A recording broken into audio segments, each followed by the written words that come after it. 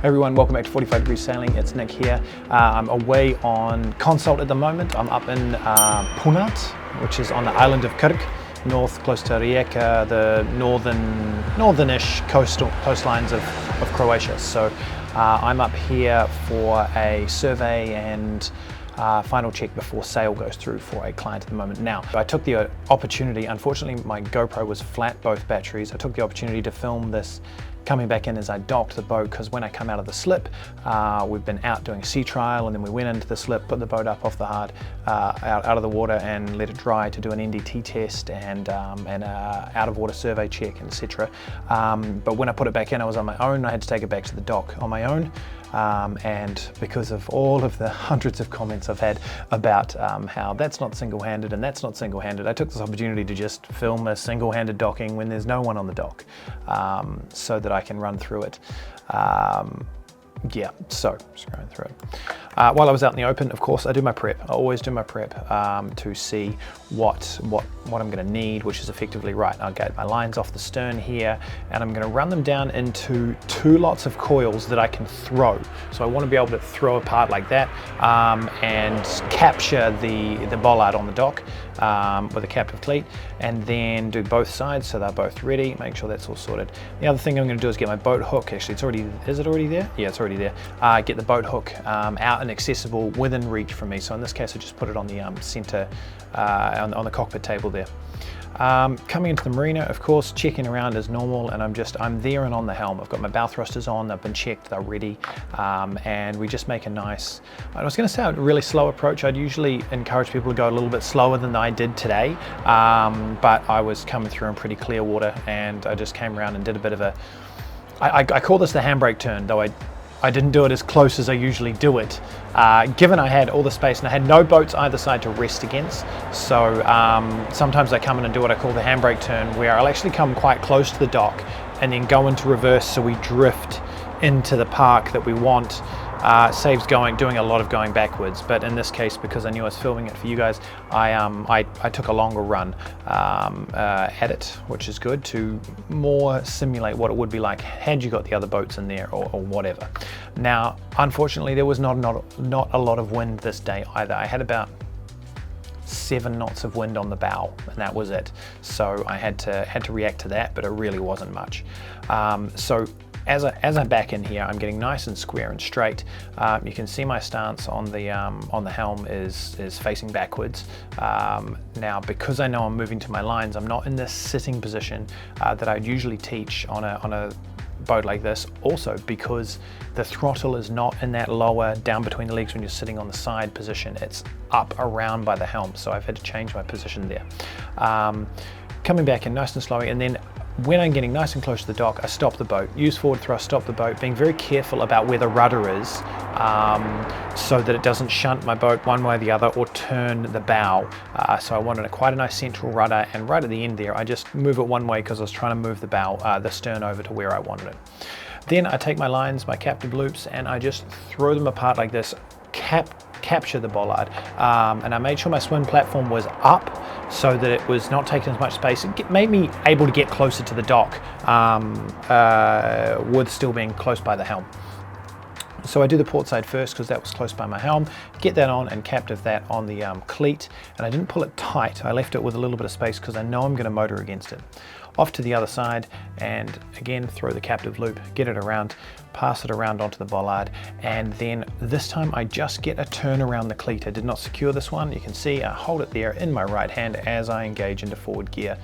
Then I hit neutral very shortly after that to make sure it doesn't hit hard as I'm going forward. Then I'm just motoring against those 2 lines. Now I let it slip a little bit because it's just slightly tight on the cleat. Let it slip a little bit so both those lines are even, and I'm now got 2 control lines on that are pushing me, that are holding me to the dock, and I'm driving away from the dock. So then my boat hook's in reach, that's fine. I can then reach over the back and I can reach the lazy lines on the dock. Now, in all situations here, everything's a little bit different. It's easy in this case. 1, the dock is very high, and 2, it's got bollards that were easy to throw captive lines around. If there were rings on the dock, I'd have to do this differently. There's always going to be something different to argue about. Now, right now, when I pull this up, I first of all stood on the side. I pulled up a little bit of it, but I didn't want to keep pulling it up yet because I'm still engaged in gear. So because I didn't have a strong breeze pushing me around, I'm reaching over, I put it in neutral so that I can then go over and lift all this up, just making absolute sure that nothing's going to get caught in the propeller. Now, if it was windier and I needed to hold that position, I'd have to keep it in gear. The wind would take me straight away. So I would keep that in gear and just be extra careful about where I was pulling up that line, or I would be pulling up the leeward line so that I know that any drift is down, or think about the tide, where the tide's pushing the lines, just the least likely one to get caught. So then before I head out to take it forward, I'm going to give it a little bit of forwards just to get me moving away from the dock again, and then I step outside the lifelines and I move up to the bow to secure the bow line. Now, because I've already pulled in all of that slack of that bow line, I was able to just pull the boat slowly outwards and hold it nice and firm, instead of rushing up and having to get all the slack up once I was already out of the cockpit there. So I'll just fast forward until I'm back. There we go. Oh, and that was pretty much it. Like, at this point, I did not have to adjust these lines massively because of where I set my stern lines there. It all sat quite nicely. I wasn't looking at tying this boat up nice and hard. I was just returning it to the dock for the charter agent staff there that are looking after it. So that was pretty much it. That's how you do it when there's no one else on the dock on this marina. Now, it's going to change on every marina you're on. It's going to change in every situation you're in. If this was really windy, as I said, I would have done it differently. I would have had to have a lot more power on against those control lines, steering with the rudder, in order to be able to get my bow line up. And the other thing I probably would have done at that point is, once I got the lazy line up in my hand, I would have slipped my stern lines maybe just a little bit more to get more control over the boat and more steerage, depending on how hard the wind was blowing me on either side. So there's always going to be something that changes it. This is not a difficult maneuver in this case. This is just about timing and understanding and awareness. And once you practice that, you'll get better at it. Now, I'm not claiming that this means I can, in this way, dock this boat in 35 knots on my own. I do think I can, but I would go about it differently.